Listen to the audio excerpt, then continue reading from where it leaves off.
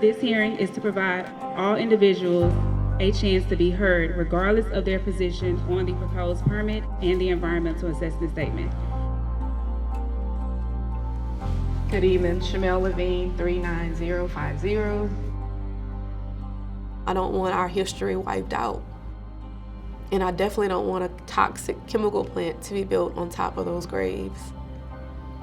So I'm here to fight for them.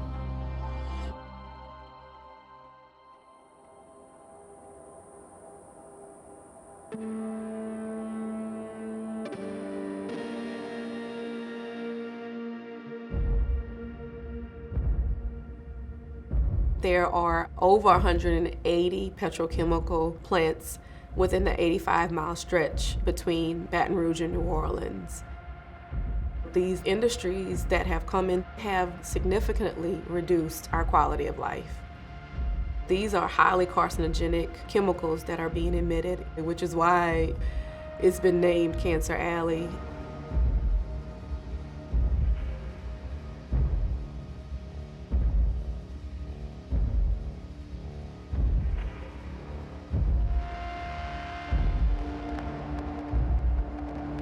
Orange Grove is a former plantation. It is now the area where Air Products is proposing to build a blue ammonia hydrogen plant in Ascension Parish, very close to homes and neighborhoods, an elementary school. It's very hard to uproot a plant once they're in, and then once they're in, they also want to expand. They become very monstrous.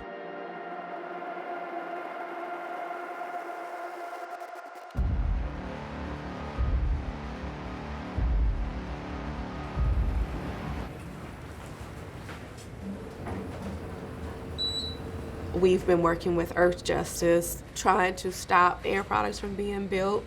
And so we commissioned a study by a historian named Katy Shannon, who looked into Orange Grove. In 1858, Orange Grove was purchased by John Burnside, one of the largest plantation owners in the nation. He enslaved around 1,000 people. And because the enslaved people at Orange Grove were Protestant, they were buried on site. We have a first-hand account with the overseer there. And he said they bury them out in a field somewhere and their people say some prayers over them. So we have that written down, documented from the mouth of the overseer who lived there. When you were doing the research, how many burials did you find on the Orange Grove site? What I can track on paper, and I believe it to be a conservative estimate, is 268 individuals. When I found out that they had that many people buried there, it was gut-wrenching. I was shocked, but I wasn't shocked. Because what we do know is that in Cancer Alley, wherever there was a plantation, there's now industry. The story of Cancer Alley really tells the story of racial injustice in America because the land tracks every major stage of discrimination against Indigenous people and Black people. The colonizers divided up the land, and those private properties eventually became plantations. When slavery ended, some recently freed Black people decided to build what we call freetowns, and they made their livelihood off of the land. But then industry moved in. Many petrochemical plant owners bought the land directly from plantation owners or from their descendants so that they could have these contiguous, uninterrupted pieces of land right on the Mississippi. So they have this access to the Mississippi for shipping that was useful to the plantation owners, and it's equally useful to the plant owners. They built hundreds of facilities, sometimes on top of the graves of formerly enslaved people. And so the Black free towns have become the fence line communities that now breathe some of the most toxic air pollution in the country.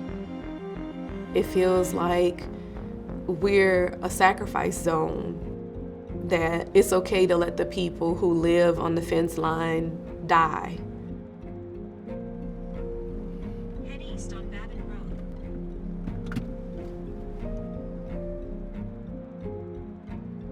My great-grandparents fought to pass down 40 acres of land to our family to just up and leave what they fought for and what they paid for.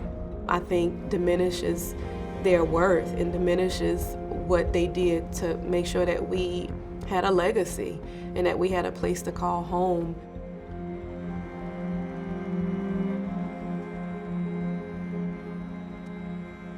When we released the information about potential graves, Air Products said there is a known grave that they are acknowledging.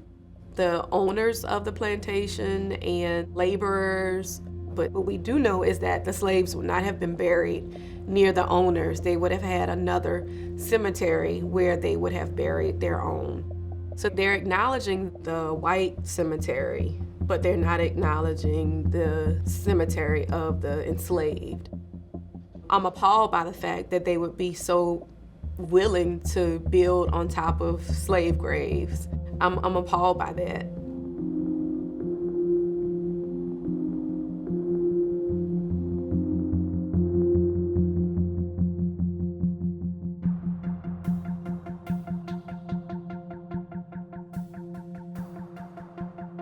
These two I've called. These people actually went onto the website? Yeah, Okay. They went onto the website. Two of them said that they knew that their ancestors were buried there. Air Products has to apply for a wetlands permit.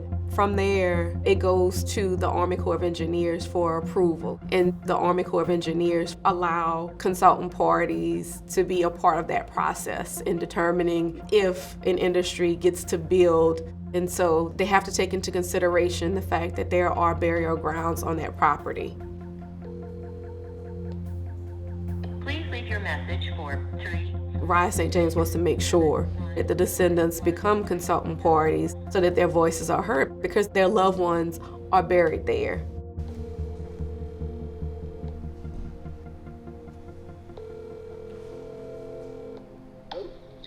Hi, this is Shamell Levine with RISE St. James. How are you?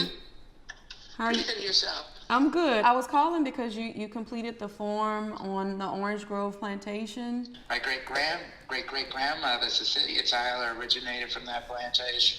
Yeah, okay. And then I was going through the list of the people. I got in touch with someone who thinks that his great-great-great-grandfather may have been an overseer at the Orange Grove Plantation, and hopefully he's willing to become a consultant party on the case and stopping Air Products from being built. Yeah, definitely. Keep me posted. Okay, all right, will do. Thank you, Mr. Dumas.